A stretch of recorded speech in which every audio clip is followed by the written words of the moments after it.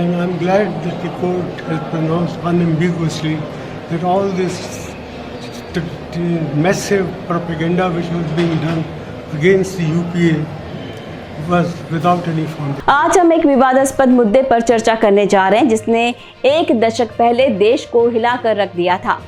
हम बात करें 2G स्पेक्ट्रम घोटाले के बारे में, जिसके कारण भारत सरकार को बड़े पैमाने पर राजस्व की हानि हुई थी। लेकिन क्या सच में 2G घोटाले में सरकार को वास्तव में इतनी बड़ी हानि हुई थी? क्या सरकार ने जानबूझकर राजस्व की बलि दी थी? तो बने रहिए हमारे साथ, क्योंकि इस पोचीदा मुद्दे पर हम पूरी तरह से बात करेंगे और इसे उजागर करने की कोशिश करेंगे। नमस्कार, आप देख रहे हैं एयर न्यूज़।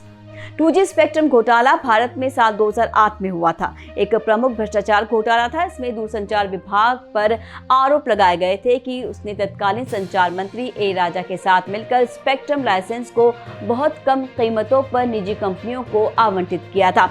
2G स्पेक्ट्रम आवंटन प्रक्रिया जनवरी 2008 में शुरू हुई थी। तत्कालीन संचार मंत्री ए राजा ने तय किया कि लाइसेंस पहले आओ पहले पाओ के आधार पर आवंटित किए जाएंगे। इस प्रक्रिया के तहत जो कंपनियां आवेदन करने के लिए सबसे पहले आएंगी उन्हें लाइसेंस दिए जाएंगे। इस प्रक्रिया के परिणाम स्वरूप कई कंपनियों को लाइसेंस प्राप्त हुए जो अपने क्षेत्र में नई थी और जिनके पास दूरसंचार क्षेत्र में संचालन का कोई अनुभव भी नहीं था। इन कंपनियों के बाद में लाइसेंस को बड़ी दूरसंचार कंपनियों को बेच दिया, जिससे बड़े पैमाने पर मुनाफा कमाया गया। आपको बता दें कि भारत के नियंत्रक और महालेखा परीक्षक के अनुसार लगाया गया 2G स्पेक्ट्रम घोटाले के कारण सरकार को 1.76 लाख करोड़ रुपए का नुकसान हुआ, जिसमें प्रवर्तन निदेशालय ने अनुमान लगाया कि इस घोटाले के कारण सरकार को 30,984 करोड़ रुपए का नुकसान हुआ।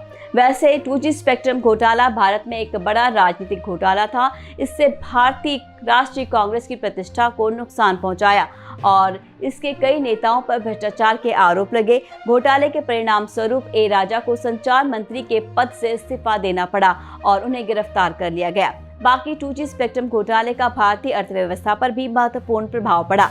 घोटाले के कारण सरकार को राजस्व की हानि हुई और इससे निवेशकों का विश्वास कम हुआ। इस पर कुछ लोगों का तर्क है कि 2G स्पेक्ट्रम घोटाला एक गंभीर भ्रष्टाचार का मामला था। उनका तर्क है कि दूरसंचार विभाग के तत्कालीन मंत्री ए राजा ने निजी कंपनियों को अनुचित लाभ पहुंचाने के लिए स्पेक्ट्रम लाइसेंस आवंटित प्रक्रिया में हेराफेरी की थी।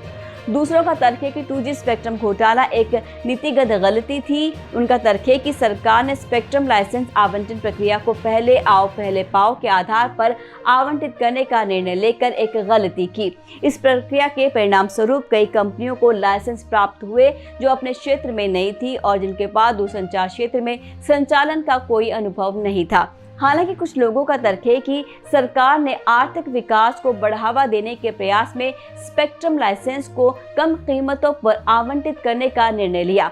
उनका तर्क है कि सरकार का मानना था कि इससे बाजार में प्रतिस्पर्धा बढ़ेगी और इससे उपभोक्ताओं को लाभ होगा। तो इस तरह हमने जाना कि 2G स्पेक्ट्रम घोटाला भारत में एक प्रमुख भ्रष्टाचार घोटाला था जिसका देश पर महत्वपूर्ण प्रभाव पड़ा। घोटाले के परिणाम स्वरूप कई राजनेताओं और अधिकारियों को गिरफ्तार किया गया और सरकार को राजस्व की हानि हुई।